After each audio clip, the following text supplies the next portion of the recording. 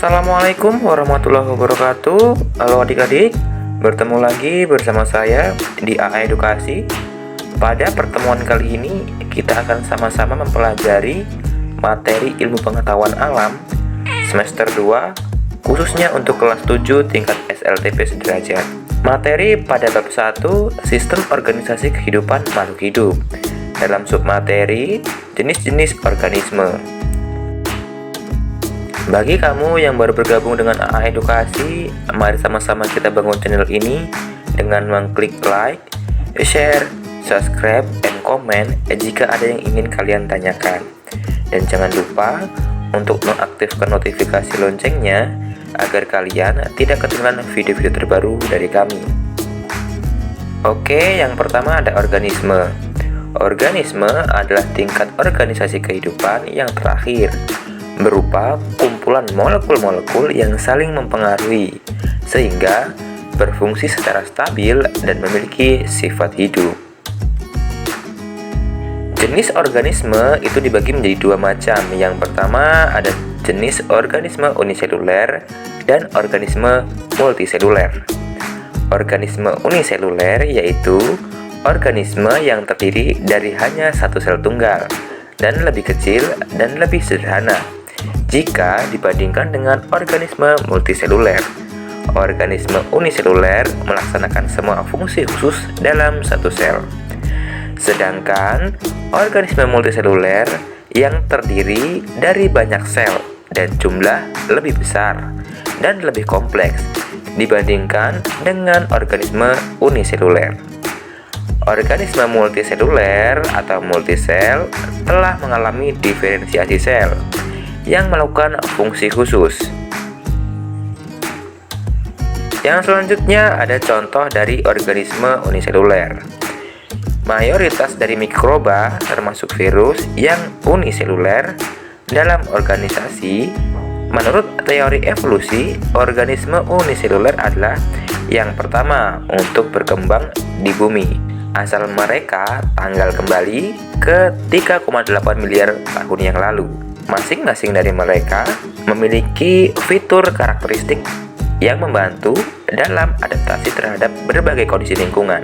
Contoh dari organisme uniseluler yang pertama ada amoeba, yang kedua ada paramecium yang termasuk dalam protozoa, yang ketiga ada bakteri, yang keempat ada cyanobacteria atau dikenal sebagai ganggang hijau. Yang selanjutnya ada ciri-ciri dari organisme uniseluler. Organisme bersel satu atau bersel tunggal atau organisme uniseluler ini merupakan organisme yang khusus. Jumlah dari organisme uniseluler ini tidak sebanyak organisasi multiseluler yang mencakup semua makhluk hidup. Organisme uniseluler mempunyai ciri-ciri tertentu. Beberapa ciri dari organisme uniseluler ini adalah memiliki bentuk tubuh yang tidak kasat mata atau mikroskopis, atau yang hanya bisa dilihat dengan menggunakan mikroskop. Namun, terkadang ada juga organisme uniseluler yang dapat dilihat dengan menggunakan mata telanjang. Berikutnya yaitu bagian dari organisme uniseluler.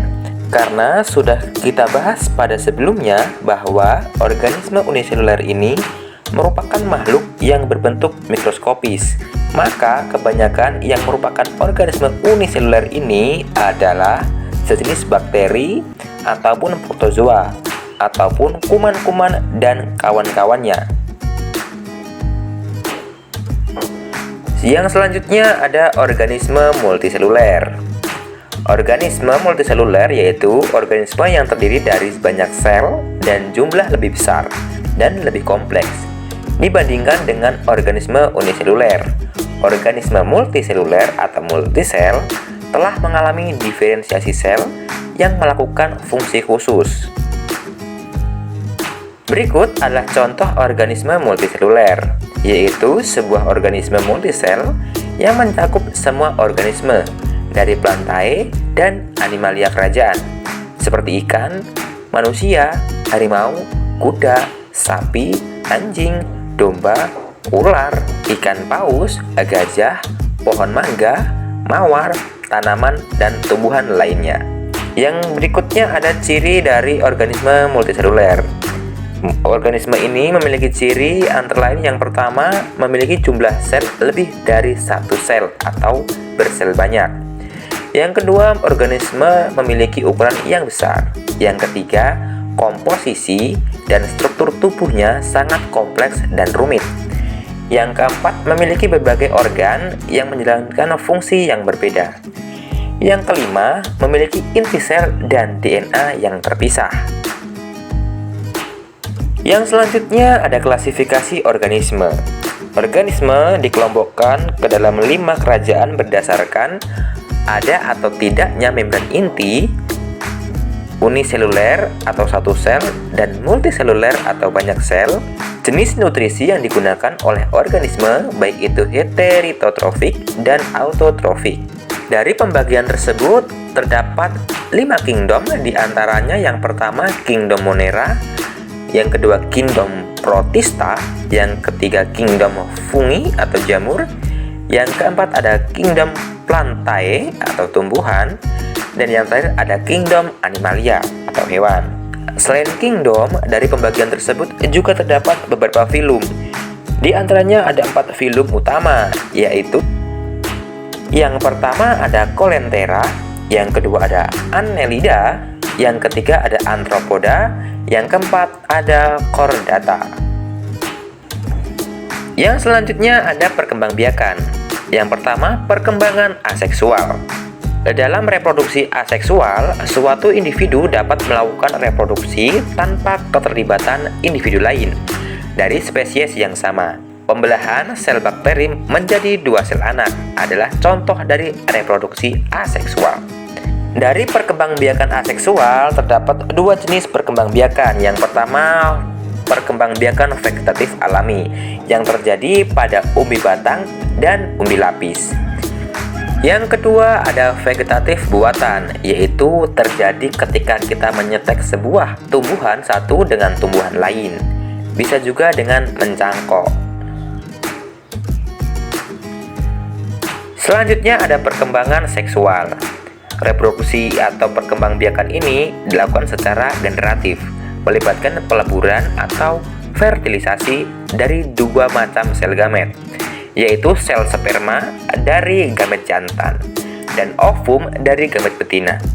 Individu yang terbentuk akan mewarisi kedua sifat induk yang akan memunculkan sifat yang menonjol.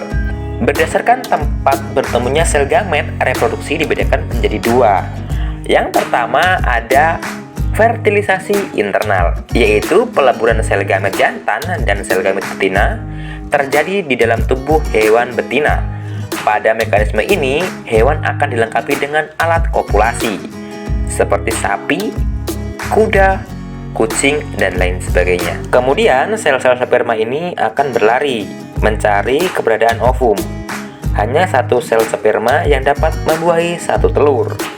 Berdasarkan cara perkembangbiakan embrio dibedakan menjadi 3, yaitu bertelur atau ovipar, melahirkan atau vivipar, dan yang terakhir bertelur melahirkan atau ovovivipar.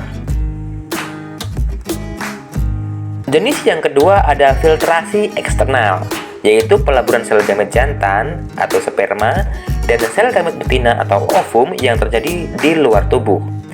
Hewan jantan akan merangsang hewan betina untuk menyemprotkan ovum, sedangkan hewan jantan akan melepaskan sel spermanya di wilayah yang berair. Diperlukan media air untuk memperantai pertemuan kedua sel gamet ini.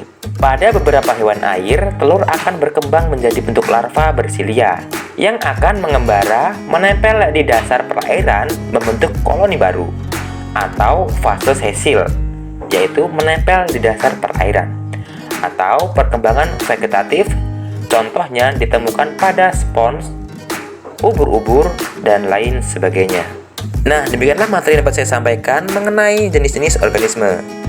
Saya akhiri sampai di sini. Minta maaf jika ada kesalahan kata. Wassalamualaikum warahmatullahi wabarakatuh.